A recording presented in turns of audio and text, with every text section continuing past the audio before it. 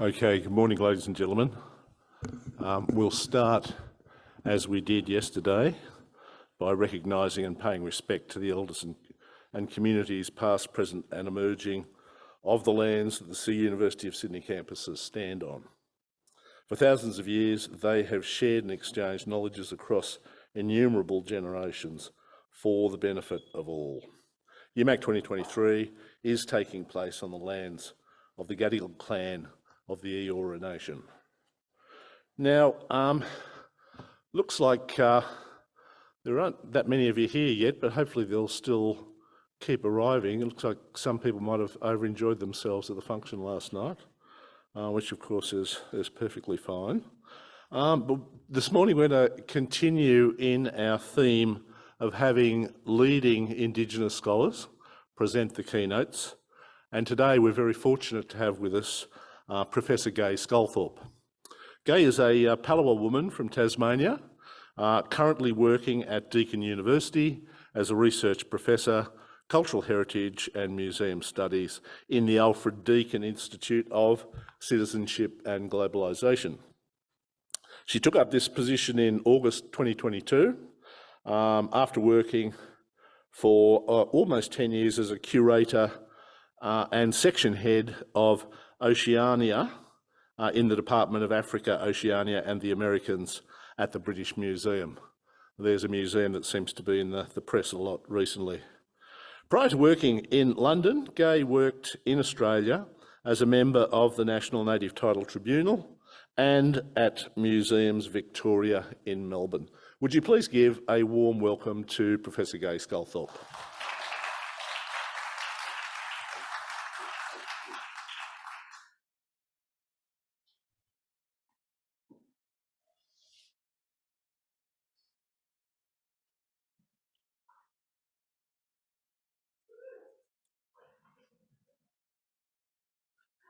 Good morning, everyone. I hope everyone really had a good night and it's great to see you all here this morning. I'd also like to acknowledge the Gadigal people of the Eora Nation on whose unceded lands we are on, and all First Nations people here. And I felt very welcomed by the special occasion yesterday morning with Auntie Joyce and community members and the welcome they gave us all yesterday. As I will be talking about some Aboriginal objects from the coastal Sydney region, Tasmania and Western Australia, I also acknowledge and pay my respects to peoples from those areas and their ancestors. Particularly, I'd like to thank members of the La Perouse community in Sydney who have been research partners in a recent project I will refer to today. And also thanks very much to the organising committee and all the people organising the events over these few days, because everything's running so smoothly. In Jennifer's keynote yesterday, she referred to the work of Flinders University historian Matthew Fitzpatrick. Just to recap a little, in reflecting on the work of historians in Australia and Germany, he cautions about trying to create a single overarching post-reconciliation history, arguing that historians need to continue to reopen the scars of the past if they are to heal. He further suggests that truth-telling works best when it focuses on localised narratives that keep alive the variety, paradoxes and horrors of colonial pasts. I believe that museum collections offer enormous potential for localised truth-telling, not only through exhibitions, but through enabling use of objects and associated archives so that everyone has opportunities for telling their own story. Stories of people, of individual objects and of places. Through working in a manner that is cross-disciplinary, and especially in collaborating with Indigenous communities, collections can contribute to not only new knowledge generation, but cultural renewal and powerful storytelling. I will first turn to an object story of my own. On a very cold winter Saturday in January 2019, when I was working as a curator at the British Museum, I took a train from London Euston to Manchester Piccadilly Station to do some family history research in the special collections of the historic John Rylands Research Institute and Library at the University of Manchester. I had booked a slot in advance to see the letters and papers of armchair ethnographer Henry Ling Roth, author of The Aborigines of Tasmania, first published in 1890. The online catalogue clearly stated the names of people in Tasmania who Roth corresponded with. His papers had been looked at by many scholars of Tasmanian Aboriginal history and cited in many scholarly articles, but I wanted to peruse the original documents for myself. I knew the archives contained letters about my grandmother's grandmother, Fanny Smith. And you can see her here. She was the only person, Tasmanian Aboriginal person, to record Aboriginal language and songs, done at the Royal Society of Tasmania in 1899 and 1903. She's pictured here with her grandson Gus, historian and solicitor James Backhouse Walker standing at right, the Sub-Inspector of Police in Hobart, the graphophone proprietor, and at left, the well-known Hobart photographer John Watt Beattie. On 20th of December 1891, James Backhouse Walker, standing at right, sent a letter to Ling Roth in Manchester which included the following: "My dear sir, with regard to your inquiries," and it went on, 1, stone implements. Small stone implements are plentiful, and I hope very shortly to get you a collection. The larger ones are exceedingly rare, and it is doubtful whether any will be procurable. 2, Fanny Smith or Cochrane. There is no doubt in my mind that this woman is a half-caste. The photographs can probably be got. But as she lives at a distance from Hobart in a rather out-of-the-way place, there may be a little delay. I have spoken to a medical man here who takes a great interest in the Aborigines and their history, and with his help, I hope to get you specimens of her hair. Probably he may also be able to give you the descriptions of her physical characteristics which you desire. I note what you say about the skeleton, but that is rather a delicate matter about which there may be a difficulty. Her husband might very likely object to allow the dissection of her body in case of her death. Believe me to be yours very truly, James Backhouse Walker. Reading the original letter came as a shock, even though I knew of Roth's intent beforehand. At the end of the session, feeling quite emotional, I handed back to the archival box to the librarian and said to him, "I've just read a letter in here from someone asking to obtain my ancestor's skeleton when she died." I received a blank stare of puzzlement in return and no comment. I left taken aback by the lack of empathy and truly felt like a foreigner in a strange land. The specimens of Fanny's hair specimen was later obtained and sent and examined by Professor Sir William Turner of the Anatomical Museum at the University of Edinburgh. He used it in an article he published in 1914 in Transactions of the Royal Society of Edinburgh on how races of people could be classified by a study of their hair. In the end, Fanny's skeleton was not obtained after her death. She was buried near where I grew up in Cygnet, and on lands she was granted by the Government of Tasmania.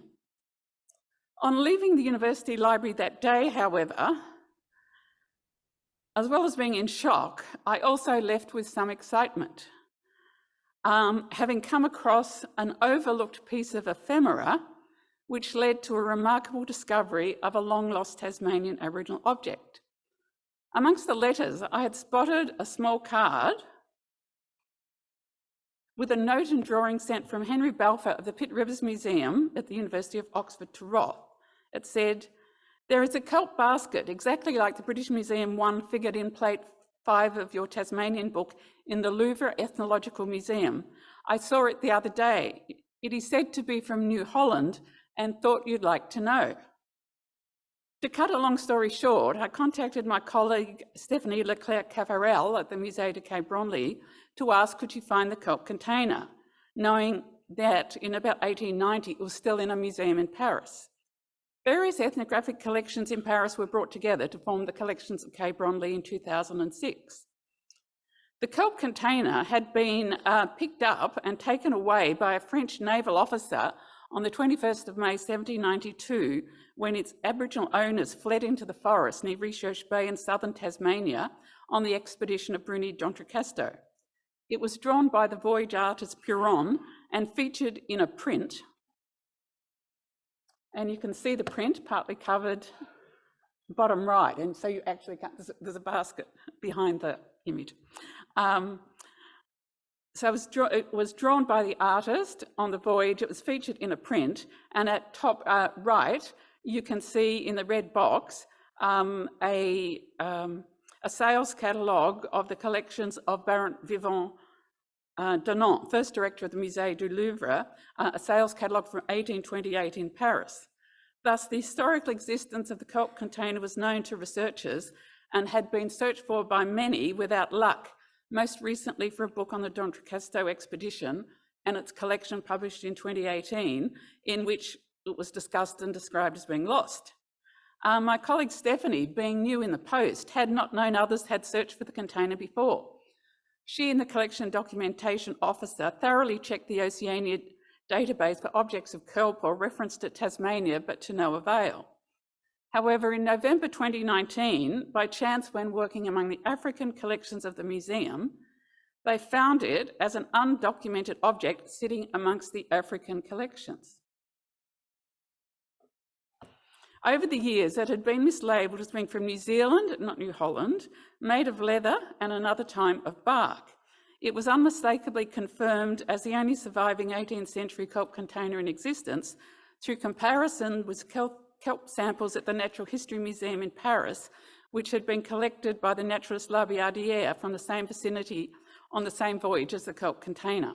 And this was a beautiful container recently featured in an exhibition at the Tasmania Museum and Art Gallery not so long ago. The story of finding this precious rakawa, or water container, illuminates several points. Firstly, as an Indigenous person and experienced museum curator, I love historical collections, but still see and experience things in collections that shock me, such as the archives at the John Rylands Library. Secondly, it highlights the fact that museums often know little about historic items in their collections. And thirdly, it also illustrates how objects with seemingly the least information can be the most significant. Thus, my provocation to you all today is that unless museums work strategically and collaboratively to open up collections and associated archives to public access and make them digitally discoverable, they will remain the preserver of an educated few with limited potential for truth-telling, repatriation, study, exhibition, and other uses. This provocation is not meant to imply that good work isn't being done, especially in working with Indigenous people and trying to reckon with the colonial past in Australia. For example, in the last decade in Australia, there have been many more senior appointments of Indigenous staff working in museums and collections. There have been great exhibitions, have been staged dealing with Australia's colonial history, such as the Unsettled exhibition at the Australian Museum in 2021. Many Australian states and territories are planning new Aboriginal cultural centres, especially to highlight contemporary Indigenous art, which many university art museums and others collect. There's growing awareness by Indigenous communities of collections held overseas. The Tasmania Museum and Art Gallery and the Royal Society of Tasmania have issued formal apologies to the Tasmanian Aboriginal community for past actions, and there have been some major Australian Research Council funded projects leading to significant collaborations between international and some Australian museums and universities, notably involving the National Museum of Australia, the Western Australian Museum, Museum of Archaeology and Anthropology in Cambridge, and the British Museum, and all through researchers based at the Australian National University, University of Western Australia, and Deakin Universities. These projects enabled me, whilst at the British Museum, to do much research on Aboriginal collections, which are held in over 70 museums in the UK and Ireland. Looking internationally, museums and museums associations in places like Ireland, Britain, the Netherlands and Germany have implemented new policies and practices, especially in the areas of provenance research and about repatriation. The Smithsonian has implemented a new policy on ethical returns. In Edinburgh, even the Anatomy Museum at the university, which told my Tasmanian kinspeople in the 1990s to desist from further correspondence, now has professional staff who will answer emails. And some international museums have returned Aboriginal objects to communities in Australia, a matter I will return to. But what isn't being done? What are the uncomfortable truths about collections? There are 4 points. I'll mention them briefly and then go through them one by one. Firstly, museums don't really know what objects are held in their collections or their significance, and few are discoverable through online catalogues. Secondly, museums commonly work in disciplinary and geographic silos with little communication or coordination between them, thus retaining unnatural divide between nature and culture. Thirdly, current collection access protocols often impede rather than insist access, and as a result, less research occurs and objects remain undiscovered. Fourthly, there are uncoordinated policy and programs in Australia relating to museum collections and inconsistent or little funding. So to elaborate, 1, not knowing what is in collections. The kelp container in Paris, which had lost its original documentation, is one of the most significant Aboriginal objects existing in any museum collection. There are many more such objects waiting to be found. Just further in relation to Tasmania, when visiting World Museum Liverpool and working with the curator, we found 2 Tasmanian Aboriginal baskets, which happened to be also misplaced in the African collections. As there are only about 35 Tasmanian Aboriginal baskets in existence, adding these 2 to that corpus is incredibly significant, and especially since there was some information we could trace where they came from. Another example is with this log raft from Western Australia. It had lost its original registration number and was re-registered in Liverpool in 1997 with no details of acquisition then known. Through the work of the curator, myself and curator Moya Smith at the Western Australian Museum, we were able to trace the origin of the raft. The Liverpool curator conscientiously went through museum archives and tracked it to an 1897 accession, enabling us to establish the collector, the place of collection, and a photograph of it being carried by Aboriginal people, which was published in the collector's book. He was a British naturalist who had worked for many years in Australia.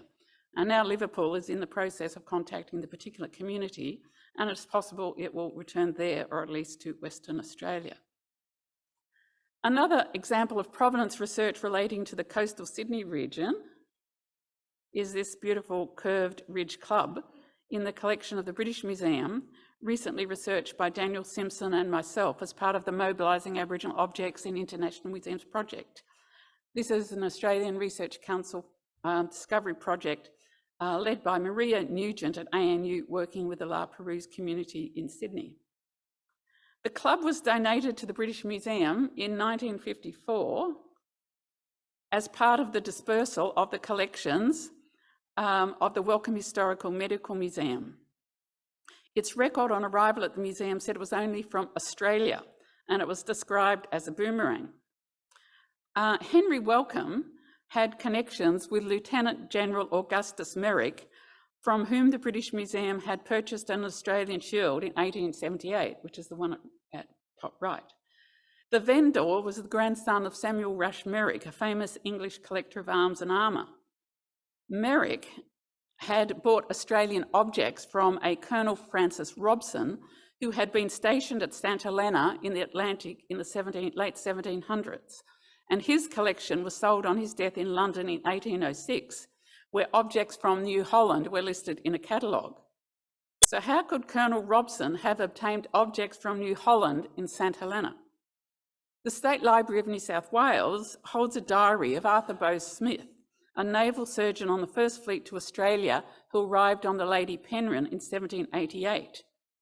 He returned to England in 1789, and on the way home, the ship stopped at St Helena, and he recorded in his diary that he dined with Colonel Robson and his wife, and they had exchanged curiosities. And that's his drawing of St Helena on his way back to Britain. Thus, through the combined searches of archives and libraries in Australia and the UK, we believe we have identified another rare early object collected from coastal Sydney, likely removed by Smythe in 1789. This fundamental provenance research requires work in museum archives in museum archives and other libraries in both Australia and the UK as a necessary first step towards community engagement. Pinning down the place of collection is essential as a first step towards community engagement, so there can be further collaborative investigations. Unless this is done, there is a danger that objects could be handed back to the wrong communities.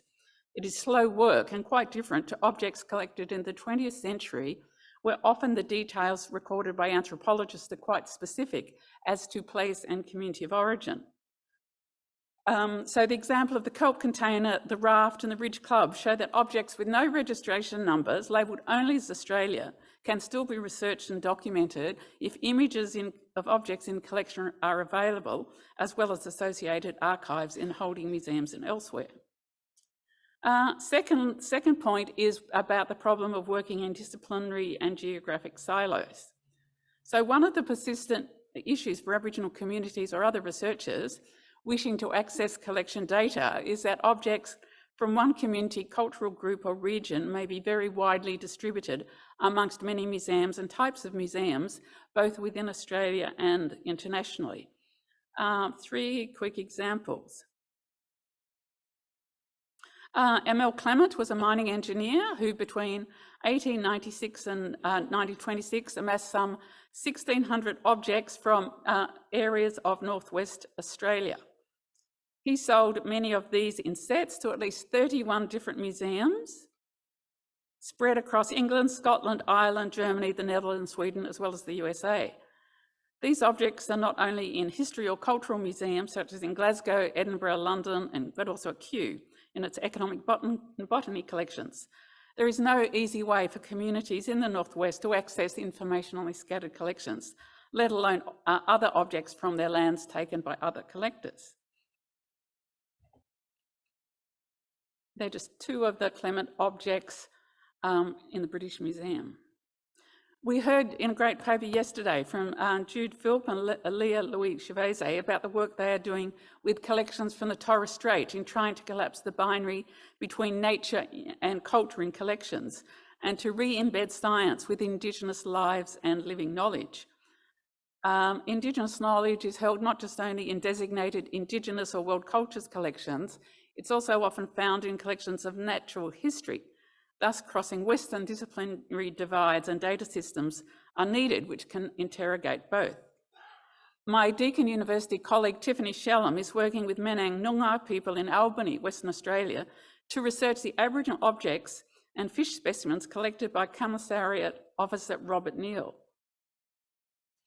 After working in Van Diemen's Land, he spent time in Albany in the 1840s, where he collected fish specimens and other natural history items, drew the fish and sent them back to the University of Edinburgh, now part of National Museum Scotland, and to the natural history section of the then, which was then part of the British Museum. Some of the dried fish specimens are in Edinburgh, along with ethnographic objects he collected, and also in the Natural History Museum are the drawings of the fish. And actually in some of the fish specimens, you can actually see some of the spear holes made by the Aboriginal men who caught the fish for Neal, and some of their names are recorded on the drawings. And the drawings are also annotated with various layers of Indigenous language and knowledge by older men, younger people, as well as names of the fish used by the settlers. Through another ARC-funded project, Tiffany and people from Albany recently visited the UK to see these specimens, and they're continuing collaborative research between London, Edinburgh and Albany. This wide distribution of collection material is common. For example, similarly, to understand the history of early collecting in Sydney, by example, the Reverend Thomas Hobbs Scott, a key proponent of education here in the 1820s, on his return to England, he donated ethnographic items to the Asmolean Museum, which are now in the Pitt Rivers Museum, and his geological collections are in the Natural History Museum. In our early Sydney region project mentioned above, the first part of the project was to try to track down early New South Wales objects, since so few remain in Australia, particularly since many were destroyed in the Garden Palace fire in 1892. Many of these objects were collected before museums were established in Australia, And through visiting different museum collections and examining images online, our team has now identified over 100 objects that likely come from coastal New South Wales. These are distributed in places such as Belfast in Northern Ireland, Nairn and Edinburgh in Scotland, and in England, Bristol, Bath, Oxford, Cambridge, Southwark, Nottingham, Sheffield, Saffron, Walden, the Horner Museum and the British Museum, to name just a few. That's another example of the Ridge Club you saw earlier.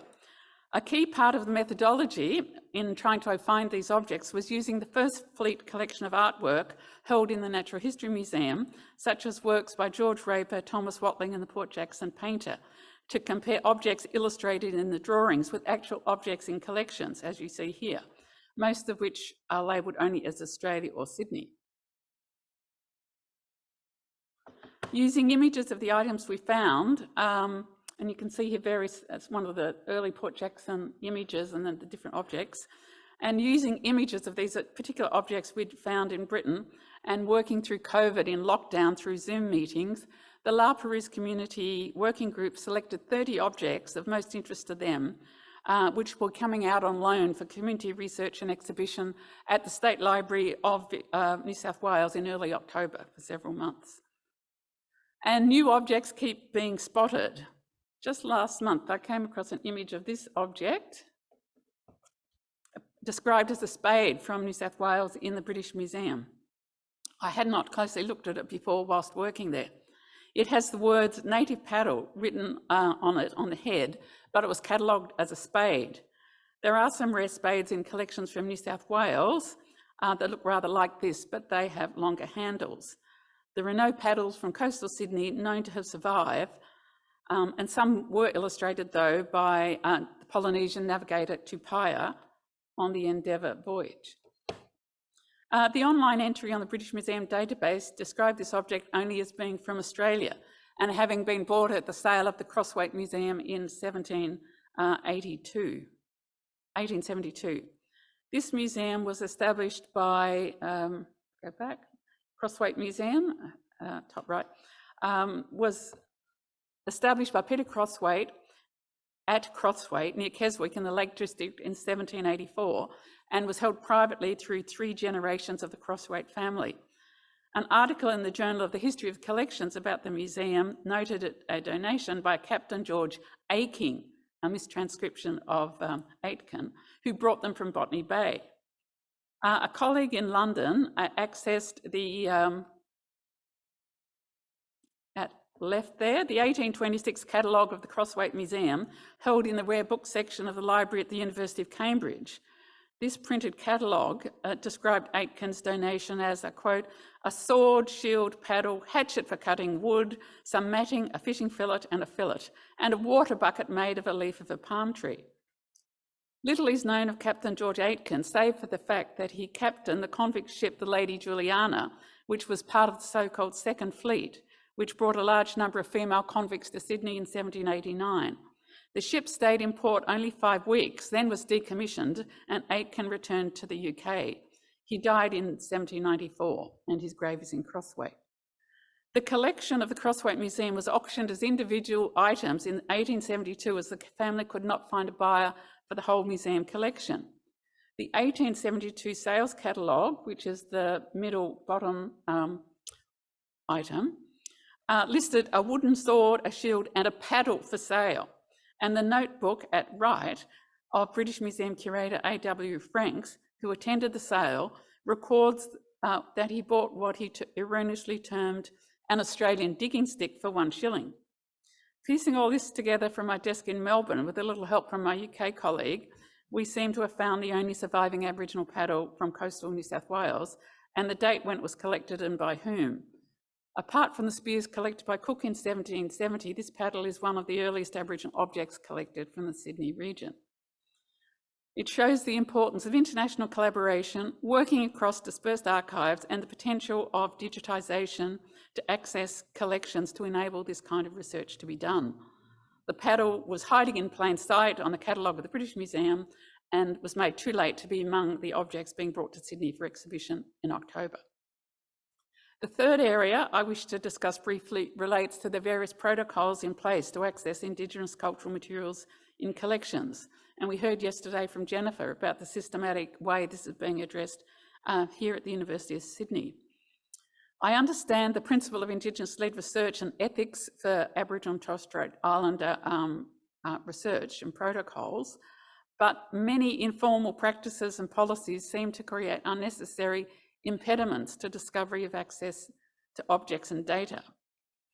Even as an experienced museum curator, I can face hurdles in accessing objects in collections. For example, in 2019, I emailed a university museum in Scotland requesting a photograph of a Tasmanian shell necklace I had researched. I was told I could not be supplied with a photograph since it was a culturally sensitive object. After I had assured them it was not sensitive, they said I could use a photograph of it, but was then informed that the conservator would not take it off the backing board for photography. So the photo I was supplied with was completely unusable for publication. I then had to obtain an image of another shell necklace, which I easily did from National Museum Scotland in Edinburgh for my publication. But it was not the necklace I had researched and selected, which remains unpublished. Just in the last few weeks, a student at Deakin requested to view some letters in a major Australian library to see if there was information about Aboriginal stone tools collected by an art dealer in the early 1900s. She was advised by the reference librarian that unless she had written permission of a particular Aboriginal community, she would not be allowed to view any of the letters, even to see if information was held in the letters. A colleague, just the last example, these are anecdotes. I don't think there's any systematic research done on protocols, which would be an interesting thing to do. But a colleague working on a project with Aboriginal people visited a major museum here to view objects collected by a certain collector. The objects were housed in one museum and the correspondence of the collector was held in another institution in the same city. On first viewing the objects in the first institution, the Aboriginal people thought they recognised where the objects were from, but when they viewed the collector's documentation the next day, they realised on reflection they weren't quite right. And staff of the institution with the documentation said they could not give the documentation to the other institution that held the actual objects. They could only give documentation to an Aboriginal person. So for now, that whole significant collection remains with objects in one institution, the correct documentation in another, without being connected. Such practices could lead to objects being returned to the wrong people. Museum collections have thousands of Aboriginal objects that do not contain precise locations from where they are collected. For example, southeastern Australia, which might refer to parts of South Australia, New South Wales or Victoria. Who do you ask for permission to look at those? The issue of protocols for access and time to implement them can mean that people can't access collections now. And this is problematical, not least for senior knowledge holders who are getting on and need to work with younger people in passing on knowledge. There are also differences in protocols relating to putting object data and images of Aboriginal and Torres Strait Islander objects online. At least with the example in Scotland, the museum had basic data online for me to know it was there and was thus discoverable. This is rarely the case with museums in Australia, where only a few university museums and hardly any state museums have collections digitally discoverable. You thus need to individually email a generic address and usually wait a long time to get an answer, since staff are often pressed for time. As many of you know, Indigenous lawyer Terry Jenke was commissioned by Amaga to develop a roadmap for Indigenous collections, which was published in 2019. One of the agreed goals called for all museums to create public inventories of their collections by 2029, and this should take place using a coordinated approach following cultural protocols for unprovenance objects. Who is doing this work systematically? The University Museums and Collections guidance states that universities should commit to resourcing ongoing and collaborative research into the histories of their collections to establish the provenance of items and to share findings and approaches with originating communities. And when publishing findings online to lower barriers, it should be realised that not all data, especially images, are suitable for online publication and access, and this should also be shared with the local academic and civic communities. I realise it is important to have protocols so that images of sensitive objects aren't put online, but why can't basic inventories of most objects be put online? This is critical for those who live distant from the institution who can't easily make visits, and includes people who live in Africa, Asia, the Pacific and other parts of the world whose cultures are represented in Australian museum collections. They want to know what's held here from their countries. I know from my experience in the British Museum, by having the data and images publicly available and public feedback available on each record, curators continually receive notes, comments, errors spotted by people from right around the world, which are acknowledged and actioned as appropriate. The fourth and last area I wish to touch on is policies, programs, coordination and funding. While Australia has a new cultural policy and organisation, Creative Australia, museum collections are outside of its remit. Save for areas of natural history, there is little coordinated national work or funding for museum collections. In terms of responsibility for Aboriginal cultural heritage, the Commonwealth funds the Institute of Aboriginal and Torres Strait Islander Studies for the return of cultural property from overseas, but not ancestral remains. The return of ancestral remains, some of which are in the same institution as cultural property overseas, are funded through the Indigenous Repatriation Program in the Office of the Arts of the Department of Infrastructure, Transport, Regional Development and Communications. This is confusing. Aboriginal communities who wish to independently pursue their own repatriation of objects from overseas and develop their own relationships with holding institutions are not funded directly to do that. While return of cultural items from overseas is welcome, if communities wish to keep items for future generations in local museums or cultural centres, the funding for these is a state or territory responsibility. Over some decades, many such centres have been established. Quite a few have failed, since they do not have ongoing resources for staffing and operations. Some of you will know that in about 2004, Collections Council of Australia was established, but then in 2009, the Cultural Ministers' Council stopped funding it. The council was told that transitional funding would be provided and a working group would be established to consider future approaches to the collection centre. 14 years later, we're still waiting.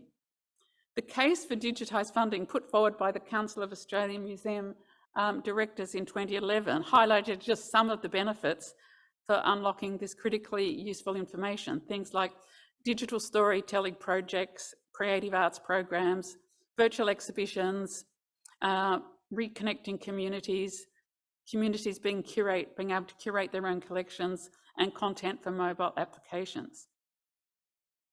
Although additional funding has been found to continue improvements on the National Library's Trove search engine, it is not set up to address the complexity of museum collections and associated documentation. In some sense, you could say the funding privileges the written word over cultural and scientific knowledge embedded in objects and specimens in collections. Some states are making good advances with putting regional museum collections online, such as the Victorian Collections Explorer, and there are similar initiatives in some other states. However, there's no coordination between these regional collections explorers and the state museums, for example, let alone between the states. Even in most of the major museums here, it is not possible to search across old databases within one institution. And Australia is really lagging behind in the digital sphere, save for the Atlas of Living Australia, although some change is being flagged. The value of museum archives is slowly gaining more public attention, such as using museum archives to track down sightings, for example, of the rare bust-breasted button quail. It's the only Australian bird never to have been photographed in the wild, and this early illustration was found in museum archives. There is a National Research Infrastructure Roadmap, which I understand is funding several initiatives, including a project from Sandpit in the Sandstone at the University of Queensland to focus on collections in the galleries, libraries, archives and museums there, as well as an Indigenous Data Commons at the University of Melbourne. And perhaps there are people here who know more about those projects. At the British Museum, you can do searches across the whole collection, download the data in spreadsheets for your own use. At the Natural History Museum in London and the Smithsonian Anthropology Collection, you can read the original digitised museum registers to check details at the time of accession. Royal Botanic Gardens Kew has digitised all its early registers, which can be searched. online, and they provide a guide on how to research their collections. Letters, images and data in museum collections can help bring attention to illicit collecting practices and ongoing injustices, such as with this very powerful story that was recently told in the Washington Post about revealing the Smithsonian's racial brain collection. I'll leave it to you to read that horrific story. In the United Kingdom, and some of you here from Britain would know this, there is some major work happening, including a project called Towards a National Collection, and a number of pilot projects are underway which access distributed collection data. One of these, called the Sloan Lab, has partnered with the Collecting the West project at UWA and Deakin, which Alastair Patterson will be speaking about later today. And the Sloan Lab is interested in what lessons could be drawn from the Collecting the West project, because it interrogated collections from one whole region, Western Australia, which are distributed around the world. So I'm now going to show a 6-minute video explaining what Towards a National Collection in the UK is about, and then I'll make some brief concluding remarks. So could I have the video, please?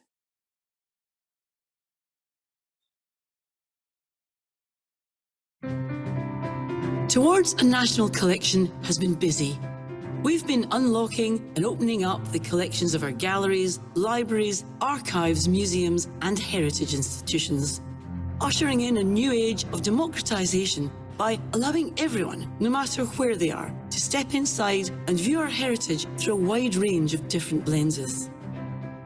What we've been doing has never been done on this scale before. We're removing the barriers between different collections and encouraging everyone to explore them in new ways.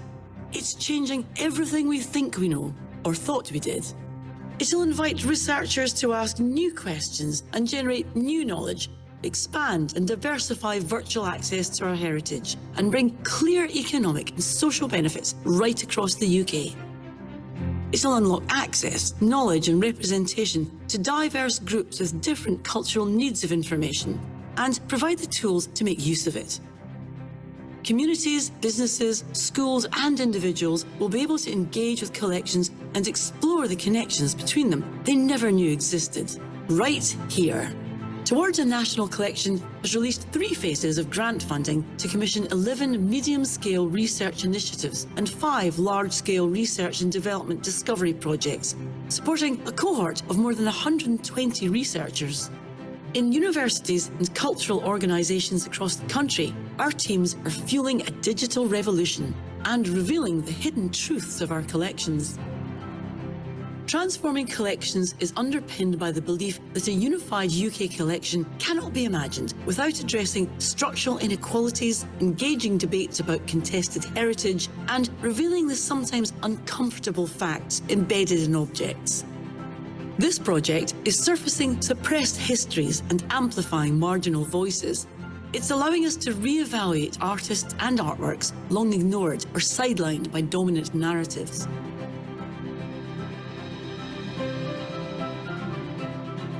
So, how can we access the entire UK collection held by thousands of individual heritage organisations? It's a mammoth undertaking, as collections from our national institutions, community groups and archives span artworks, books, objects, film and sounds. The Congruence engine is looking at how digital technologies can be used to link together specific collections focused on textiles, energy and communications. What we unlock will inspire innovative research, finding new and increasingly intricate connections between designer, patron, manufacturer, worker, user and consumer, and the prevailing social and political context of the time. What can we learn from the unexpected connections, social, relational and aesthetic, that exist between them?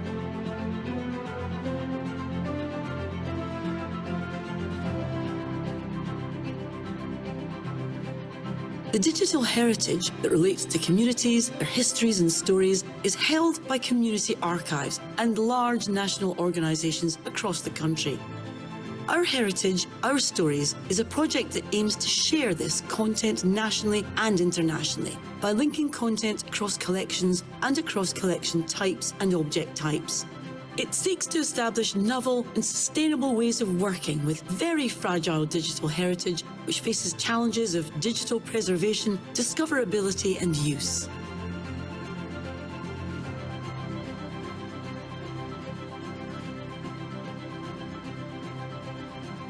Unpathed Waters will increase our interaction with the UK's maritime heritage. Records, maps and objects are scattered across hundreds of different archives, museums, libraries and galleries. Our goal is to find new ways to make information across these different collections easy to search, find and share. The project involves a large multidisciplinary team of 5 collaborating organisations, 7 universities, 4 independent research organisations and 7 partners.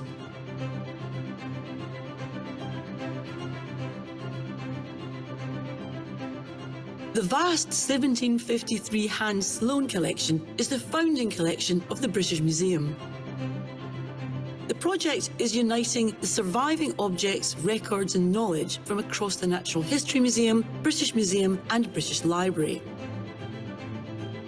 Our work will be crystallised in the Sloane Lab, where the reunified and extended digital collection will be made searchable and amenable to further analysis and interpretation using digital tools and processes. Towards a National Collection fosters the use of machine learning and new digital innovations to enable us to connect, reassess and learn. Joining up multiple collections through data interoperability will create new opportunities for research, storytelling and the generation of new knowledge. It will help us promote and share the cultural heritage of the UK to a global audience.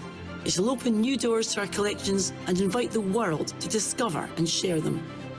It will tell us about the collections we have now and how they might influence the collections of the future. It will give voice to the unheard, give our heritage new meaning, greater value, and our stories new chapters. And we need your help to do it. Towards a National Collection, open to endless possibilities.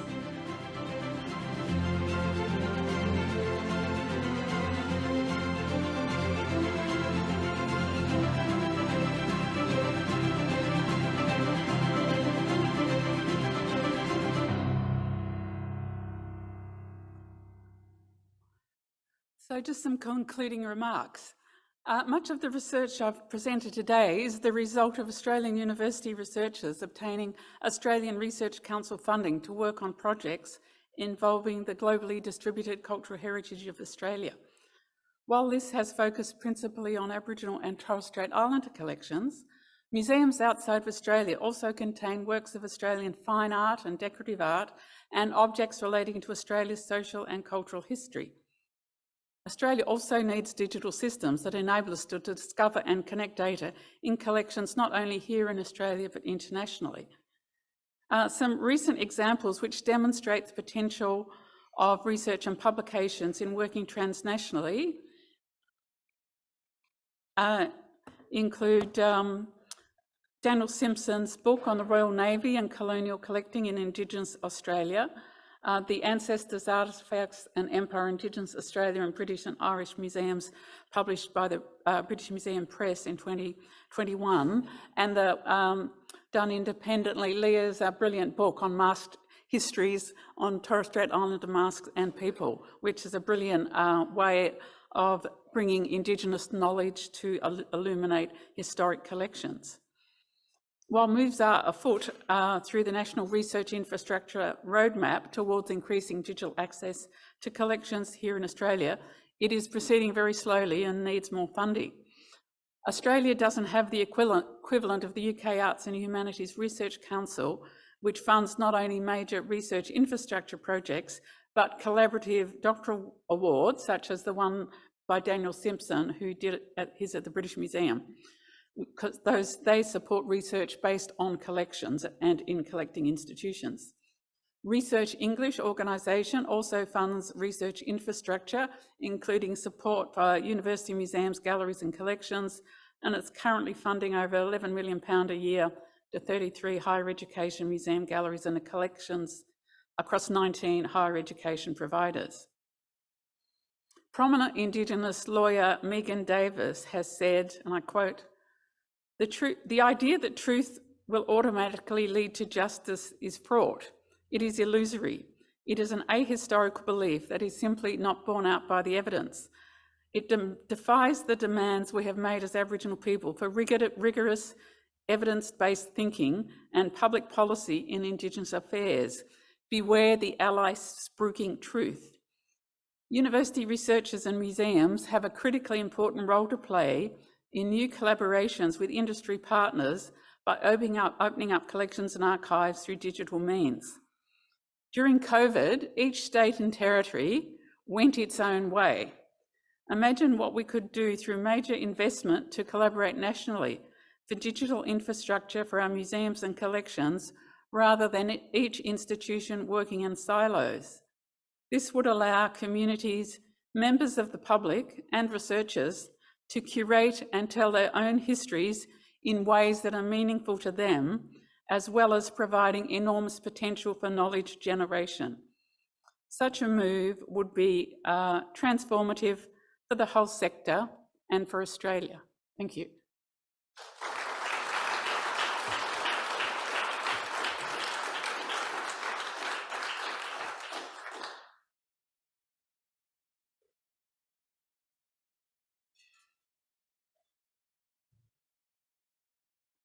Thank you very much, Gaye. That was a wonderful analysis of, especially of some of the roadblocks that still exist, and a fairly depressing one too for people who have lived through the Collections Council of Australia and other vast, ambitious projects that were meant to improve things.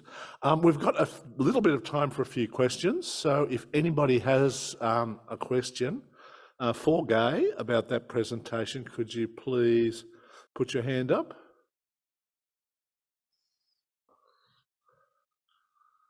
Everyone looks like they're being fairly shy this morning. We have somebody? Yeah, Jude. Okay. Yep. Jude. Thank you so much, Gaye.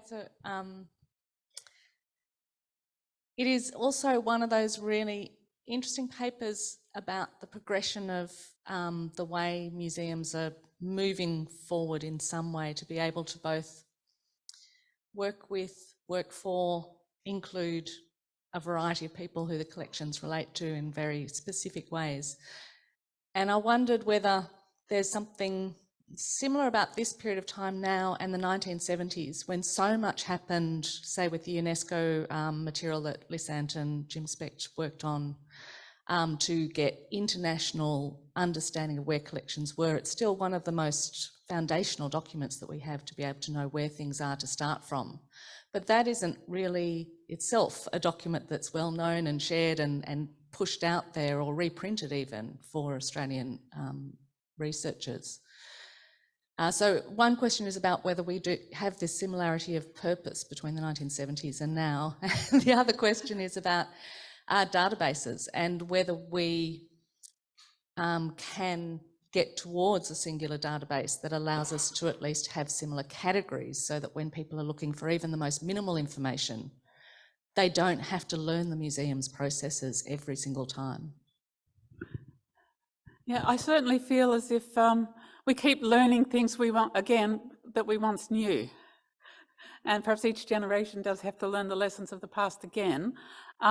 I don't think we necessarily need one particular database, but I think we really need to seriously ask questions about what is needed to enable this transformation to be done.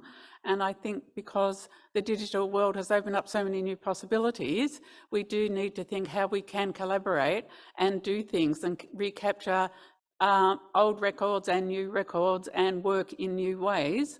And I think, you know, there's more stories that come out about what's being found in collections, the Smithsonian's Racial Brain Collection, all these, when the public start realising that these collections contain such valuable information and stories, then I think politicians will be more likely to fund it. So the more stories that get out and the more that we know about it, the bigger is the case for funding. Yeah, and we need to look at what are the appropriate technological solutions.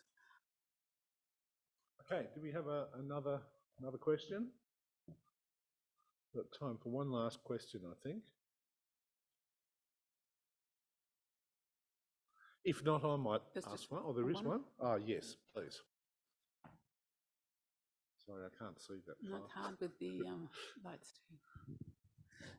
Thank you so much, Gaye.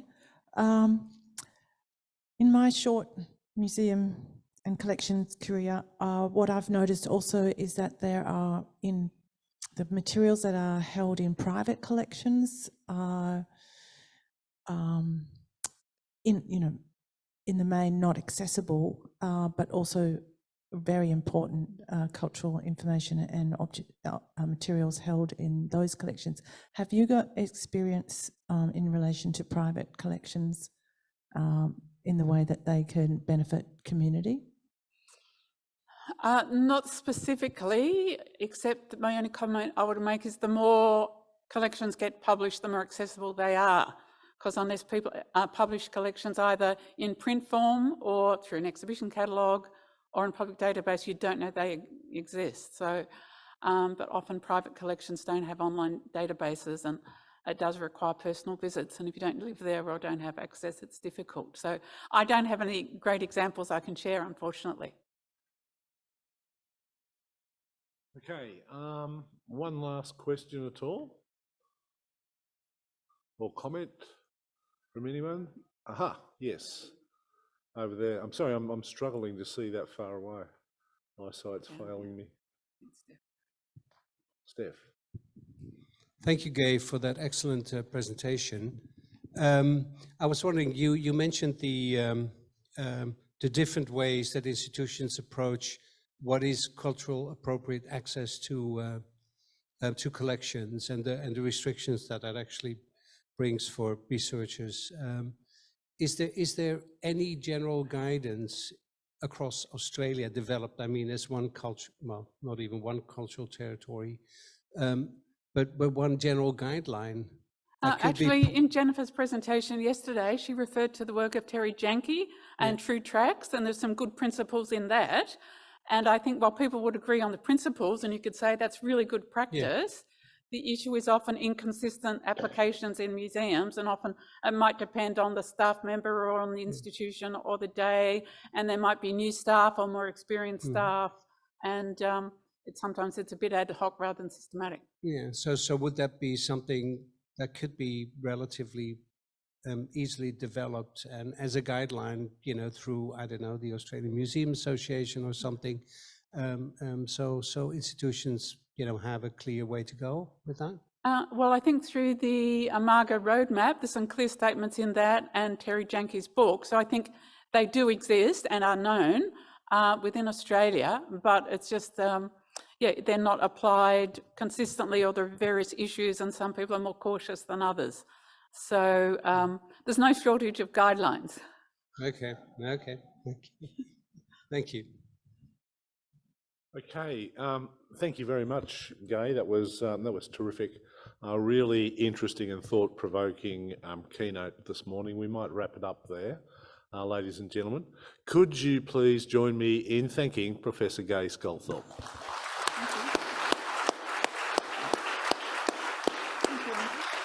Thank you. Now we'll make our way back over to the Chow Chak Wing Museum for morning tea. Could I ask you, when you're crossing the road, not to sort of linger too long? There was a few Sydney drivers getting very upset by the mob crossing yesterday, and you don't want to upset Sydney drivers. For those people not from Sydney, I can assure you, they're a nasty lot. So anyway, tea and coffee and morning tea available for you over at the Chow Chak Wing Museum. Thank you.